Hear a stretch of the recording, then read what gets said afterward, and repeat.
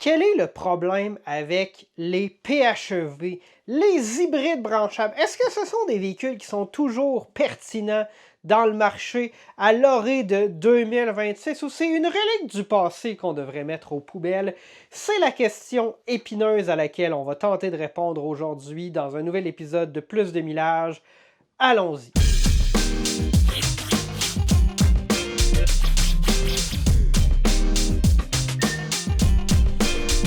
L'épisode d'aujourd'hui, je vais le dédier aux hybrides branchables, aux fameux PHEV, qui sont, je pense, là, parmi les véhicules électrifiés les plus controversés. Parce que bon, il y a 4 catégories de véhicules, on va les catégoriser en 4 catégories. Les véhicules thermiques, les véhicules hybrides, les véhicules hybrides branchables et puis les véhicules électriques à batterie. Et si vous êtes un électromobiliste dans un véhicule électrique à batterie, vous voyez ça comme étant une chaîne, là, on va dire, de ce qui est le plus médiocre à ce qui est le plus important et que tout le monde devrait avoir. Mais la réalité, elle est plus nuancée que ça. Puis là, dans les dernières semaines, là, je voyais des commentaires de certaines personnes, puis il y a des gens soit qui nous demandaient plus d'informations sur les véhicules hybrides branchables ou des gens qui chialaient. Puis je me suis dit que ça serait bien là, de couvrir ce sujet-là. Il va y avoir plusieurs aspects. D'abord, on va comme définir c'est quoi un PHEV, c'est quoi les deux catégories de PHEV que je vois, à qui ça s'adresse, c'est quoi les enjeux avec ça, et est-ce qu'il y a un Saint Graal là-dedans qui se cache une voiture que tout le monde devrait acheter. Bien sûr, là, il y a un usual suspect, hein, une voiture là, que tout le monde aime bien ou aime détester dans la liste. Et puis après ça, est-ce que vous devriez en acheter un ou pas en 2026? Est-ce que c'est toujours pertinent? Est-ce que c'est quelque chose qui, comme je disais dans l'intro, est une relique du passé qui devrait disparaître? Donc, premièrement, qu'est-ce qu'un véhicule hybride branchable? C'est un véhicule hybride, c'est un véhicule avec une motorisation thermique et avec une batterie et un ou plusieurs moteurs électriques pour venir entraîner la voiture. Quand on freine, on recharge la batterie. Quand on accélère, on décharge la batterie. Et en récupérant l'énergie au freinage, là, ça permet d'améliorer la consommation d'essence. Ça fait plus de 25 ans que Toyota fait ça. D'abord la Prius en 98, puis je pense que la Honda Insight était arrivée là, tout juste avant. Mais fin des années 90, donc ça fait plus de 25 ans que ces technos-là sont parmi nous. Un véhicule électrique, c'est un véhicule, ou un véhicule 100% électrique, véhicule électrique à batterie, là, BEV en anglais. Battery Electric Vehicle, ça c'est un véhicule 100% électrique. Donc il y a une batterie, il y a un ou plusieurs moteurs électriques, on utilise la batterie pour alimenter les roues. Il n'y a pas de consommation là, de carburant, pas de moteur thermique dans ces véhicules-là. Entre les deux, il y a les PHEV, Plug-in Hybrid Electric Vehicle ou véhicule hybride branchable.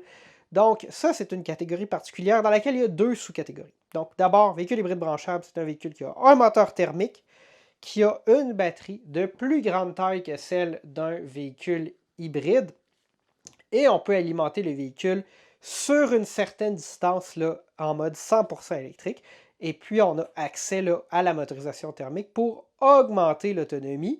Il y a quelques variantes, là, on va y revenir. Donc, comment on fait la différence entre un véhicule hybride et hybride branchable? Ben, le nom le dit, hein, branchable. Donc, typiquement, un véhicule hybride régulier n'aura pas de prise pour recharger la batterie au voltage. Alors qu'un véhicule hybride branchable, lui, va avoir une prise typiquement borne de recharge de niveau 1 ou 2. Dans certains cas, capacité de recharge rapide jusqu'à dans les ordres là, de 50 kW, mais c'est plus atypique, puis c'est vraiment plus quelque chose là, qui fait parler ou qu'on essaye pour le fun, mais qu'on n'utilise pas au quotidien. Donc, il y a ces véhicules-là, ils vont avoir une batterie typiquement entre 8 kWh environ, peut-être dans les plus petites, jusqu'à 20-30 kWh là, dans les modèles les plus recherchés. Le plus dans les modèles de luxe, là, typiquement, on va s'arrêter aux environs de 20-23 kWh pour 60 à 80 km d'autonomie. Puis là, chez Porsche ou chez Mercedes, on a peut-être des batteries jusqu'aux environs là, de 30 kWh. Il y a deux catégories de PHEV. C'est des catégories là, que j'ai un peu inventées, là, mais qui sont quand même basées sur la réalité. Donc, nous avons ce qu'on pourrait appeler là, un véhicule hybride avec une batterie de plus grande taille. Ça va être là, en fait, là, des hybrides, ou d'abord et avant tout des hybrides parallèles. Tous les véhicules Toyota PHEV entrent dans cette catégorie-là. Donc, nous avons un moteur à essence, une transmission, par exemple CVT, avec un apport électrifié qui se fait. Souvent, la traction intégrale va se faire à l'aide d'un moteur électrique qui est placé sur l'essieu opposé, pas celui qui a la motorisation thermique. Et donc, ça va être le cas, par exemple, d'un RAV4 PHEV. On a une batterie d'une vingtaine de kWh environ. Là, tous les chiffres sont approximatifs. Là, on ne fait pas un débat ici là, de spécification. Normalement, vous allez avoir la motorisation thermique. Donc, c'est plus comme un hybride. C'est des véhicules qui pourraient être un hybride. Même que chez Toyota, je pense qu'il y aura fondamentalement pas de différence entre la mécanique hybride, par exemple, dans un RAV4 PHEV versus un RAV4 hybride, ou du moins, ça sera des variantes qui existent là, en hybride pour les PHEV. Il peut y avoir des différences au niveau des dimensions des moteurs, là, mais fondamentalement, c'est la même mécanique. C'est comme si on avait un hybride, puis on avait rajouté une plus grosse batterie, puis un port de recharge. Donc ça, ce sont les hybrides parallèles. Hein? Le moteur et le moteur électrique peuvent fonctionner en même temps pour alimenter les roues, et on peut aussi transitionner entre l'un et l'autre. Ensuite, il y a une autre catégorie de PHEV qui est plus comme un véhicule électrique à autonomie prolongée. Qu'est-ce que ça veut dire? C'est du charabia, Gabriel, ce que tu dis. Oui, je sais, on va l'expliquer. Donc ça, ce sont des véhicules où on a une mécanique qui est plus fondamentalement près de celle d'un véhicule électrique. Donc, on va avoir un moteur électrique à l'avant ou à l'arrière, peu importe, en fonction du mode de propulsion. Si on a un véhicule à traction intégrale, il y en aura aussi un sur l'autre essieu. Et là, dans ces véhicules-là, le moteur à essence est utilisé principalement comme une génératrice. Donc, le Outlander PHEV, c'en est un excellent exemple.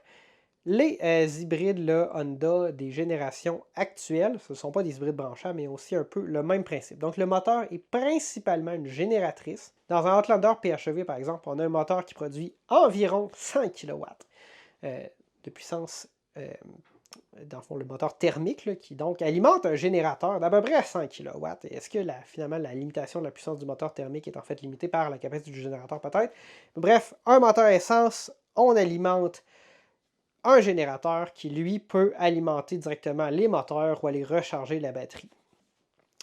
Pourquoi on fait la distinction entre ces deux-là? Parce qu'il y a une différence de qualité fondamentale. Si ce que vous voulez, ou si ce que vous recherchez, c'est un véhicule qui a plus de couple instantané d'un véhicule électrique, par exemple, s'il y a une traction intégrale, on veut beaucoup de puissance, là, tu es sur les roues arrière. Véhicule comme le Outlander PHEV, ben là, lui, il y a une architecture plus près de celle d'un véhicule électrique.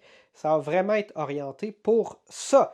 Ça a des avantages, entre autres, là, vous avez tout le temps comme le couple instantané électrique. On dépend moins du moteur thermique, généralement, pour aller chercher la puissance maximale. Il va y avoir une petite twist là, où ces véhicules-là vont parfois permettre, dans des conditions très spécifiques, d'alimenter directement les roues avec le moteur thermique. Généralement, ça ne se fait pas par l'entremise d'une CVT, même si, mettons, chez Honda, Alexandre a fait une super explication de ça, ce n'est pas une vraie CVT.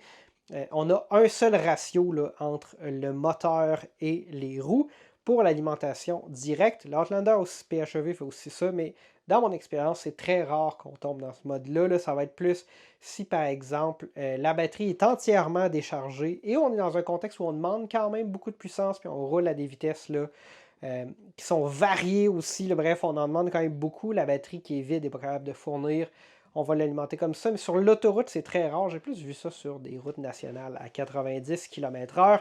Quand, mettons, on essaie d'aller un peu vite pour se rendre à un mariage auquel on arrive 3 minutes avant que la cérémonie commence. Donc, j'ai fait l'explication un peu de cette mécanique-là. Alors que du côté, par exemple, des hybrides de Toyota, ben là, on a vraiment comme un système hybride régulier Toyota. On va balancer entre la motorisation électrique et la motorisation thermique, là, ou une combinaison des deux pour alimenter les roues. Est-ce qu'il y en a un des deux qui est meilleur? Bien, si ce qu'on recherche, c'est l'économie d'essence en mode hybride, les PHEV, là, qui sont des hybrides parallèles style Toyota, d'ailleurs, je crois que chez Ford aussi, dans le PHEV, ça va ressembler à ça, mettons Escape PHEV. Donc là, c'est plus efficace. Pourquoi? Bien, d'abord, quand le moteur thermique alimente directement les roues, il y a relativement peu de pertes. Là, on a des pertes de transmission, hein, de l'ordre de quoi, 10-15%, surtout dans une CVT, là, c'est très, très, très réduit. Donc, on utilise notre électricité. Peut-être qu'on a un peu moins de puissance parce qu'on a moins d'architecture purement électrique où on dépend de la puissance des moteurs électriques pour donner la puissance maximale au véhicule. Fait que peut-être un peu moins performant en mode purement électrique, mais plus d'efficacité sur l'autoroute parce qu'un hybride série, comme celui du Outlander PHEV, ben là, on va alimenter le générateur, il y a une perte de l'ordre de 15%. Ensuite, on va prendre cette énergie-là, la mettre dans la batterie, on a une perte de l'ordre de 10-15%. Et ensuite, on va aller alimenter le moteur électrique, une perte de 10-15%. Toutes ces normes-là peuvent varier, ça peut être plus optimal que ça, mais en général, on ajoute des étapes de générateur et recharge de la batterie, ensuite décharge de la batterie, qui peuvent rendre la performance, mettons en mode hybride, là, vraiment plus médiocre. C'est pour ça qu'un RAV4 Prime, RAV4 PHEV aujourd'hui, il faut que j'arrête de dire Prime, ça fait 5,7 litres au 100, 6 litres au 100 sur l'autoroute, alors qu'un Outlander PHEV, ça fait genre 9,5. Donc, ça vous montre un peu la différence. Bien sûr, le Outlander PHEV a un moteur qui origine là, de la Dodge Caliber 2007. Là. J'étire un peu la sauce, là, mais c'est la même, évidemment, là, la même plateforme de moteur, qui est un moteur plus vieillot, qui même s'utilise un cycle Atkinson, pas aussi efficace que les moteurs de Toyota. Donc, est-ce que vous devriez choisir l'un ou l'autre? Ça dépend. Là. Moi, je dirais que ce n'est pas le facteur principal, mais il faut considérer que, généralement, l'économie d'essence est mieux dans un véhicule hybride branchable basé sur une architecture hybride parallèle comme celle de Toyota. J'ai un Outlander PHEV, je l'aime relativement bien. C'est pas un mauvais véhicule. Au niveau de la traction intégrale, je trouve que c'est largement supérieur à tous les hybrides Toyota. Donc, il y a des avantages aussi à ce niveau-là. Puis là, vous allez me dire, oui, mais Gabriel, là, tu nous as expliqué ça, là, ça fait genre 12 minutes que tu parles, on ne sait pas c'est quoi la controverse avec les PHEV. Ben, la controverse, en fait, là, c'est qu'il y a des gens qui pensent que. Il y a des gens qui achètent des PHEV pour ne pas les brancher. Puis là, j'ai regardé ça un peu. Puis là, il y a des études aux États-Unis, entre autres, où est-ce qu'on dit ah, mais là, les gens, ils achètent des PHEV, puis ils ne sont pas branchés si souvent que ça. Puis, outre, mettons, là, les questions de méthodologie, là, dans lesquelles on ne va pas trop embarquer, je pense qu'il faut faire la distinction entre le marché américain, puis le marché du reste du Canada et le marché du Québec. Donc, nous vivons au Québec. Si vous achetez un RAV4 PHEV au Texas et que vous avez la tarification dynamique électrique qui fait froid et que votre facture d'électricité monte à 50 sous, 1 2 3 10 17 du kilowatt, il n'y a aucune chance au monde que ce soit avantageux pour vous de brancher votre PHEV. Surtout si vous êtes dans un état où le prix de l'essence est extrêmement faible parce qu'il y a peu de taxes. Donc, évidemment, dans un contexte où le prix de l'électricité est très élevé et celui des carburants fossiles sont plus faibles, il est raisonnable de croire par des dynamiques purement économiques, là, c'est possible de comprendre en fait que les gens peut-être branchent moins leur véhicule. Et donc là, on tombe dans le contexte québécois. Il y a des gens qui me sortaient une étude que je n'ai jamais été capable de trouver qui disait un véhicule hybride branchable, c'est conçu selon des tests en laboratoire pour fonctionner à 80% du temps en mode électrique, alors que dans la réalité, c'est comme 30 à 45%. Là, il faut prendre comme un gros pas de recul avec ça, parce que un véhicule hybride branchable, c'est fait pour faire des courts trajets. Vous avez 40, 50, 60, 80 km d'autonomie électrique. Et ensuite, on tombe en mode hybride. Et l'hiver, généralement, la batterie ne suffira pas à alimenter les roues et réchauffer l'habitacle sur des bonnes distances.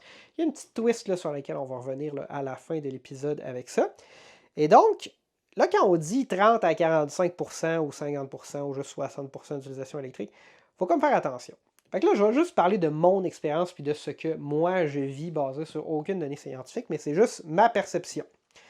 Moi, ce que je vois, c'est qu'en termes de kilométrage et de temps, c'est deux dynamiques extrêmement différentes. Si vous parcourez une courte distance, même une moyenne distance pour vous rendre au travail, 5 km, 10 km, 20 km, bref, pour vos déplacements quotidiens, ce qui va arriver avec un PHEV, c'est que d'abord, vous allez être capable de réchauffer le véhicule, souvent l'hiver jusqu'à peu près moins 15 degrés, là, en fonction du modèle, sur l'électricité purement. Fait que tout ce temps-là que votre véhicule, si vous aviez un thermique, serait démarré, ben là, il fonctionne, il va être en mode électrique.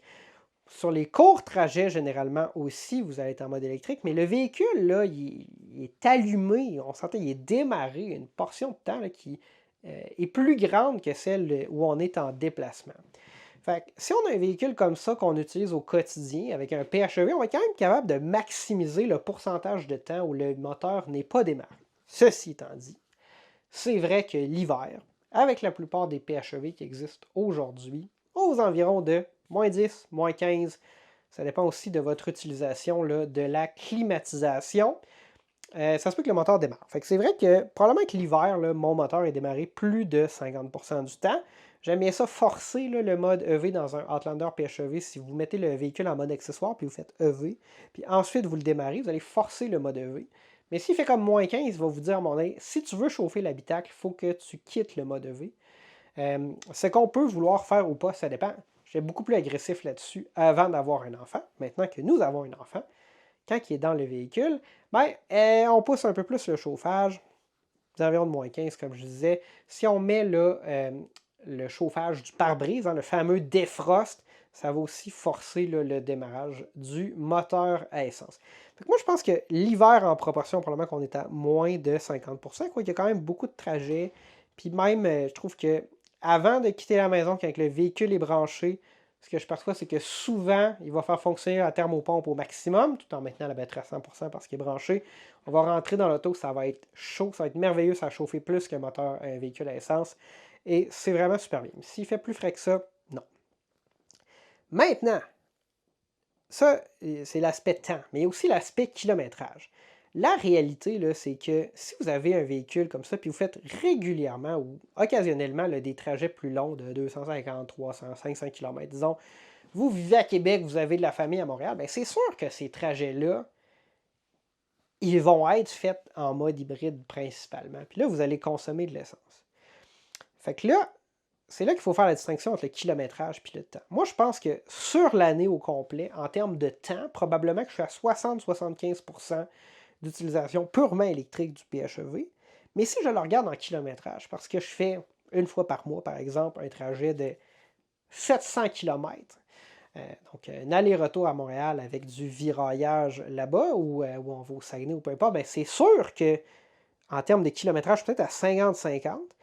Puis en termes de temps, je suis peut-être à 75-25 ou 70-30 ou 60-40, peu importe. La réalité, c'est que ma consommation moyenne sur l'année, c'est à peu près 5,5 litres au 100. Fait qu'il y a des gens qui disent, ouais, mais un PHEV, là, c'est pas aussi hot qu'on le promet parce que il y a plus de cas qu'on peut penser où est-ce qu'ils vont être en mode hybride plutôt qu'être en mode 100% électrique. C'est vrai, mais il faut nuancer. Hein, parce que, bon, en termes de temps, moi, je pense que les statistiques qui sont communiquées ne sont pas adéquates. En termes de kilométrage, elles le sont probablement plus, mais la réalité, c'est que on prend un véhicule qui en remplace un thermique. Si j'avais un Outlander régulier, là, la consommation d'essence, ça ne serait pas 5,5 litres au 100 sur l'année en moyenne. En comptant le chauffage du véhicule, les courts trajets où le moteur n'a pas le temps de se réchauffer tant que ça, la consommation moyenne serait 10-11 litres au 100. Mon RAV4 2013 est plus économique que l'Outlander sur l'autoroute. Il fait 8,4 litres au 100, la cote de consommation. Et il est réellement capable de faire ça. Mais la réalité, c'est que dans les 2-3 dernières semaines, sur mon dernier ravitaillage, ma consommation moyenne affichée, c'était 16,7 litres au 100. C'est probablement 18. Donc, un véhicule PHEV, là, ça va consommer souvent là, aux environs de, dépendamment de votre cas d'utilisation puis de la distance de vos trajets, 50% de la consommation d'un véhicule thermique. Et si vous avez un trajet plus long pour vous rendre au travail ou que vous faites moins régulièrement que moi des plus grandes distances, bien là, vous pouvez aller chercher encore plus. Il y a des gens qui ont des Prius ou des RAV4 Prime qui font 2-3 litres au 100 en moyenne. C'est totalement faisable et possible au Québec. Fait que vous allez consommer la moitié ou le tiers, voire le quart de la consommation d'un véhicule régulier. Mais est-ce que vous allez être tout le temps en mode électrique si vous faites juste des courts déplacements? Non, parce que l'hiver, il fait froid. J'espère là, que ça nuance un peu là, cette genre de semi-controverse-là. Moi, j'ai l'impression que c'est des arguments qui sont poussés par des gens qui veulent juste des véhicules électriques. Et c'est absolument merveilleux, les voitures électriques. J'adore ça. Mais je pense qu'il faut juste reconnaître qu'en ce moment, il y a beaucoup de gens qui veulent avoir un peu plus de choix puis qui aiment la sécurité d'avoir un PHEV qui leur donne une autonomie là, presque infinie. lorsqu'ils en ont de besoin parce qu'ils ont la motorisation thermique. Bref, bonne étape pour avancer en avant. Ceci étant dit, là j'ai un peu là, parlé du talon d'Achille des véhicules PHEV là, dans le dernier segment, c'est le froid. Et ce que je crois que les véhicules, ça fait longtemps que je parle de ça avec Alexandre, là, ce que je pense que les véhicules de PHEV devraient avoir, c'est un élément chauffant dans la batterie qui permet de chauffer la batterie avant de quitter la maison. Puis là, pourquoi ça? Ben, en ce moment, mettons mon Outlander, s'il fait moins 20, la batterie est à moins 20, elle a une capacité de décharge qui est plus faible, ça va être beaucoup plus difficile d'extraire de l'énergie de cette batterie-là, et donc on va plus souvent tomber sur le moteur électrique. Donc même si on est capable sur le moteur thermique. Donc même si on est capable de chauffer l'habitacle avant de quitter avec la thermopompe, la réalité c'est que la batterie est froide, puis elle n'est pas capable de soutenir nécessairement le trajet jusqu'à la destination en incluant le chauffage. Donc, ce que je disais à Alexandre depuis longtemps, c'est qu'il faudrait qu'il y ait un élément chauffant. Quand tu démarres le véhicule, tu te dis, bon, je m'apprête à quitter, ou si tu planifies ton départ, d'être capable de venir chauffer la batterie de sorte que qu'on puisse quitter le domicile avec une batterie à 20-25 degrés Celsius. Bon, la décharge de la batterie en utilisation là, va générer un peu de chaleur, mais ce qu'on sait, c'est que dans les véhicules électriques, là, c'est jamais ou à peu près jamais suffisant là, pour soutenir ou maintenir la température de la batterie par temps froid. Ceci étant dit, au moins vous seriez certain que du départ de chez vous jusqu'à votre destination, si vous faites un trajet là, inférieur, disons, à l'autonomie d'un véhicule PHEV, là, inférieur à 50-60 km, si vous vous déplacez pendant moins d'une heure, la batterie ne va pas retomber à moins 20. Là, elle ne va pas se refroidir si rapidement que ça. Je pense que si on était capable d'avoir ça, ça aiderait beaucoup. Les autres éléments importants qui existent déjà, c'est les thermopompes. Donc, si vous avez un véhicule PHEV avec une thermopompe, l'Outlander PHEV en a une, le RAV4 Prime en a une. De plus en plus, des véhicules électriques et PHEV ont une thermopompe, mais ça permet de mieux utiliser les ressources de la batterie pour venir chauffer l'habitacle. Le système de climatisation, l'air climatisé, refroidissement, ça c'est toujours une thermopompe de toute façon, mais maintenant on met des thermopompes qui peuvent faire les deux, réchauffer ou refroidir dans les véhicules. Donc, avoir une thermopompe et avoir une batterie qui peut se chauffer avec un élément chauffant pour quitter. Et c'est là qu'on arrive au fameux Saint Graal des PHEV, le RAV4 PHEV qui ne s'appelle plus Prime. Le RAV4 PHEV 2026 va avoir un élément chauffant dans la batterie.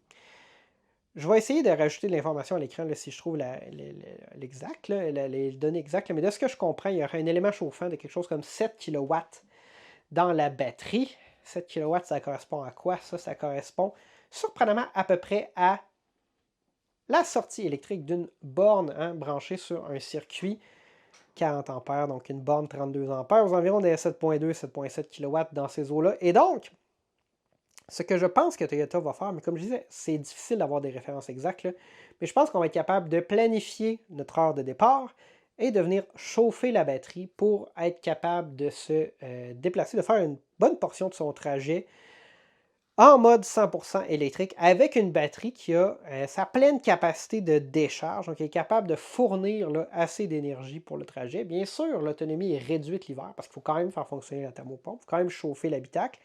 Mais ça, je pense que ça va faire une bonne différence. Donc, je pense que c'est ça l'intention derrière cet élément-là dans le nouveau RAV4 PHEV. Je crois que tous les véhicules PHEV devraient avoir ça.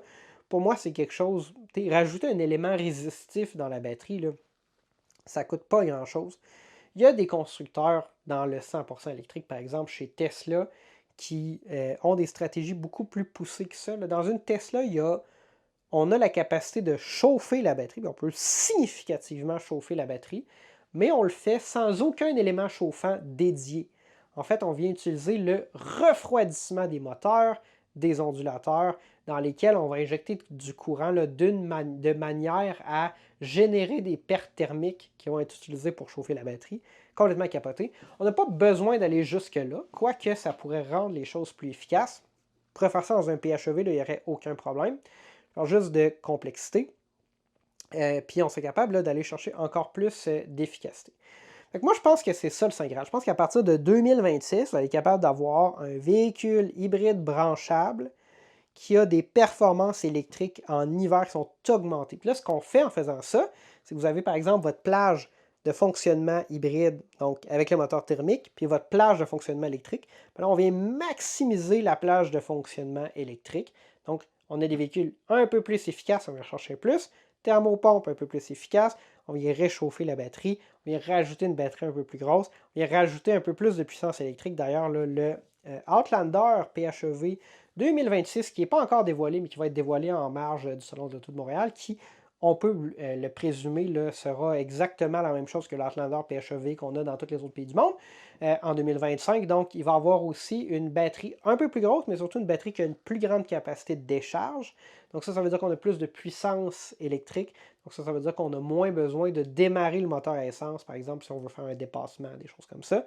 Fait que toutes ces petites améliorations-là, incrémentales, nous amènent de plus en plus proches d'avoir des véhicules PHEV qui sont utilisés réellement, disons, à 80% là, en mode électrique. Si vous vivez dans un endroit un peu plus chaud que le Québec, d'ailleurs, probablement que c'est possible d'être déjà 80% en mode 100% électrique.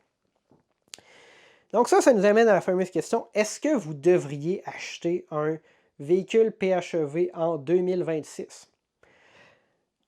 Là, la réponse, c'est poche, mais ça dépend. Il n'y a plus beaucoup de subventions là, pour les véhicules PHEV déjà cette année. Moi, quand j'avais acheté l'Outlander, j'avais bénéficié de 10 000 de subventions, 5 000 du fédéral, 5 000 du provincial. Déjà drastiquement réduit cette année. En impôt fédéral, c'était juste 2 000 au provincial, puis ça diminue encore l'année prochaine. Donc, il faut faire un peu le calcul. Fait que je vous invite à aller voir l'épisode que j'ai fait sur le Outlander thermique, où est-ce que j'ai fait un comparatif. Là, on va vous mettre un lien dans la description. Avec le modèle thermique et le modèle PHEV. Donc, ça dépend là, beaucoup de votre version. Si vous vous enlignez pour une version très luxueuse, mais que finalement vous serez capable d'accepter une version moins luxueuse puis payer un peu plus pour le PHEV, ça peut être intéressant. Ça dépend aussi de combien ça coûte. S'il y a un écart de 10 000 entre le modèle PHEV et le modèle 100% thermique, ça va être vraiment difficile de justifier d'un point de vue purement économique d'acheter le PHEV. Mais Alexandre me disait que dans le NX 350, par exemple, ou en fait le Lexus NX, on a un modèle thermique à 57 000 un modèle hybride à 60 000 puis un modèle PHEV à 63 000 mais le 3 000 de différence entre le modèle hybride et le modèle hybride branchable, il se justifie facilement. Puis de toute façon, il se récupère à la valeur de revente. Fait que ça peut être avantageux, mais ça dépend vraiment du modèle. Plus l'écart de prix avec le modèle thermique est grand, plus c'est difficile. Les PDSF, donc les prix de détail suggérés par les fabricants, ils n'ont pas nécessairement diminué là, pour beaucoup des modèles PHEV. Donc là, des fois, il y a des rabais qui sont annoncés. Par exemple, les Outlander PHEV, là, ça n'a pas l'air d'être des rabais nationaux, mais chaque fois que je passe devant un concessionnaire Mitsubishi, on voit des gros 10 000 de rabais qui sont affichés, qui incluent probablement là, les rabais provinciaux restants en 2025. Puis des rabais du manufacturier là, ou du concessionnaire. Fait que ça peut être quand même avantageux d'acheter un PHEV, mais il faut faire plus attention qu'avant. C'est plus aussi vrai qu'en 2024, quand on avait beaucoup là, de modèles. Et tout ça pour dire, parce que il arrive dans une nouvelle version, plus moderne, meilleur système d'infodivertissement, meilleure gestion électrique, meilleur réchauffement de la batterie, bien là, le RAV4 PHEV va demeurer, à mon avis, là, le Saint Graal, donc l'ultime véhicule hybride branchable en 2026, et ça va continuer. L'Outlander va être probablement un peu amélioré. Là. On couvrira ça quand on aura les détails exacts. Là. Mais probablement qu'il va être un peu mieux amélioré, mais puis on dit que ça va permettre de réduire la consommation d'essence. On va plus grosse batterie, plus de puissance de décharge, venir agrandir là, le spectre de l'utilisation électrique, mais le RAV4 PHEV, surtout avec la motorisation hybride qui est extrêmement frugale en termes de consommation d'essence, je pense que ça va demeurer le roi. Ça reste des véhicules là, qui sont assez limités. Il y a vraiment peu de modèles PHEV. Donc, RAV4 PHEV, la Prius, le Outlander, on a des modèles chez Porsche, des modèles chez Mercedes, mais le F-150 Lightning en version 100% électrique disparaît, lui. Hein? Chez Ford, on le glisse en dessous du tapis. Pour le remplacer éventuellement par un modèle qui n'a pas été annoncé officiellement, mais on a dit que ça s'en venait d'un F-150 là, hybride rechargeable ou électrique à prolongateur d'autonomie. Donc, je pense que GM aussi a dit qu'il reviendrait vers les PHEV, mais ça ne sera pas nécessairement directement en 2026, ça va venir un peu plus tard. Je pense qu'avec les dynamiques de marché qu'on a actuellement, la baisse de la demande pour les véhicules électriques qui en fait était soutenue artificiellement là, par les subventions, ça va faire en sorte que pendant un certain temps, on va avoir là, plus de PHEV. D'ailleurs, je crois que le gouvernement du Québec a éliminé, on est revenu en arrière là, sur les objectifs de 2035 qui impliquaient d'avoir seulement des véhicules électriques et non pas des PHEV. Donc, je crois que les PHEV sont là pour rester. Ça reste relativement marginal parce que la disponibilité en termes de modèles est assez limitée. On a beaucoup, là, en fait, des voitures compactes, il y a la Prius. Après ça, on a 2 modèles de VUS compacts. Après ça, des modèles plus luxueux. Éventuellement, peut-être des camionnettes chez Ram, chez Ford, qui s'en viennent, peut-être un peu plus tôt chez Ram, mais très, très, très limité. Ça va rester un peu marginal, mais c'est à vous de voir. Est-ce que c'est plus économique pour vous, ou plutôt, est-ce que juste parce que vous voulez profiter là, de l'autonomie électrique ou faire un pas vers l'électrification, vous voulez aller vers un PHEV, ça peut être intéressant. Si vous voulez avoir un véhicule électrique puis vous pensez que ça correspond bien à votre cas d'utilisation, ça va être important. Vous pouvez aller vers un modèle 100% électrique. Puis ce que je voulais rajouter pour conclure, parce que là c'est un épisode quand même assez long, on a dépassé la demi-heure, c'est que ce qui est vrai pour un véhicule électrique, c'est aussi vrai pour un véhicule PHEV. C'est vraiment important, si vous voulez avoir une belle expérience, d'avoir la recharge à la maison. Vous pouvez recharger niveau 1, donc sur une prise 110 volts. C'est un peu limite, mais ça peut quand même relativement bien fonctionner ou fonctionner par un bon bout pour un PHEV. Ou avoir une borne de niveau 2, je crois que c'est l'idéal. Fait que si vous vivez là, en copropriété, vous pouvez voir c'est quoi les solutions qui s'offrent à vous. On a fait une belle collaboration là-dessus d'ailleurs récemment avec Eddie. Mais dans tous les cas, si vous voulez avoir une belle expérience avec votre PHEV, il faut le brancher et avoir accès à la recharge à la maison. Si vous n'avez pas accès à la recharge à la maison, je vous dirais que c'est un non-sens. N'achetez pas un PHEV. Si vous voulez avoir un véhicule 100% électrique sans recharge à la maison, ça se fait. Il y a des gens qui le font, qui le vivent, que c'est super bien, mais ce n'est pas quelque chose qu'on recommande, à moins que vous ayez vraiment pris le temps de vérifier que vous comprenez dans quoi vous embarquez et que ça vous convient. Donc, c'était Gabriel pour Plus de Millage. Je suis vraiment content que vous nous ayez continué à nous suivre en 2026. On a encore connu une croissance de la chaîne. On a dépassé 25 000 abonnés. D'ailleurs, si vous n'êtes pas encore abonné, abonnez-vous. Cliquez sur la petite cloche pour être notifié la prochaine fois qu'une vidéo est disponible. Si vous voulez voir des vidéos comme celle-ci d'avance, avant les autres abonnés de la chaîne, vous pouvez cliquer sur se joindre et moyennant un montant forfaitaire très minimal par mois, vous allez avoir un accès privilégié au contenu qu'on produit. Donc, on va se dire à la prochaine. Bonne année 2026.